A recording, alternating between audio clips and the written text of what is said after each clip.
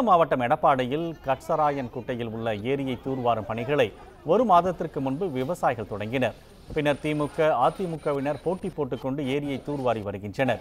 இந்நிலையில் ஏரி தூர்வாரும் பணிகளை பார்வையிட திமுக செயல் தலைவர் மு க ஸ்டாலின் பார்வையிட உள்ளதாக அறிவிக்கப்பட்டிருந்தது. இதற்கு எதிர்ப்பு தெரிவித்து ஏரி பகுதியில் அதிமுகவினர் கடந்த 2 நாட்களாக போராட்டத்தில் ஈடுபட்டனர். இதனால் திமுகவினருக்கும் அதிமுகவினருக்கும் இடையே மோதல் ஏற்படும் சூழல் ஏற்பட்டது.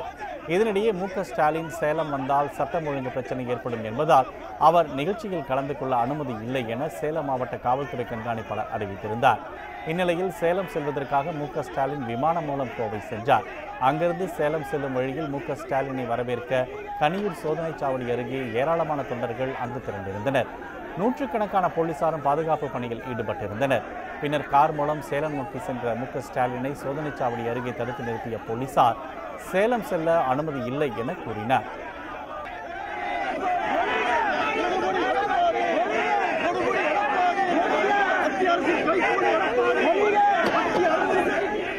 அப்போது முறையான காரணத்தை போலீசார் கூறவில்லை என்று குற்றம் சாட்டிய மு க ஸ்டாலின் தடையை மீறி சேலம் செல்ல உள்ளதாக தெரிவித்தார்.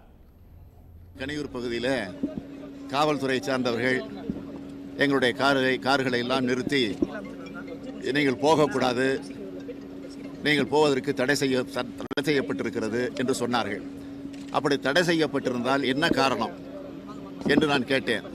உடனே ஒரு மனுவை என்னிடத்திலே கொடுத்தார்கள்.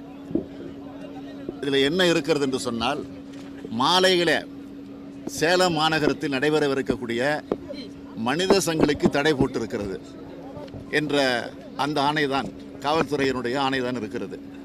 நான் இந்த சாலை வழியாக செல்லக்கூடாது என்ற ஆணை இல்லை. ஆக அந்த ஆணை இருந்தால் காட்டுங்கள், நான் சட்டத்திற்கு கட்டுப்படுகிறேன். இல்லை என்றால் நான் நிச்சயமாக அதை போய் பார்ப்பேன் என்று சொல்லி கொண்டிருக்கிறேன். இந்த 5 நிமிடத்தில் காட்டுகிறேன் சொல்லுகிறார்கள். 10 நிமிஷம் ஆச்சு, இன்னொரு 5 நிமிஷம் பொறுப்பேன், இல்லைன்னா அதை மீறி நான் போய் அதை பார்க்க போகிறேன் என்பதுதான் உறுதி. மு க ஸ்டாலின் தடையை மீறி செல்ல முயன்றதால் அவரை போலீசார் கைது செய்தனர்.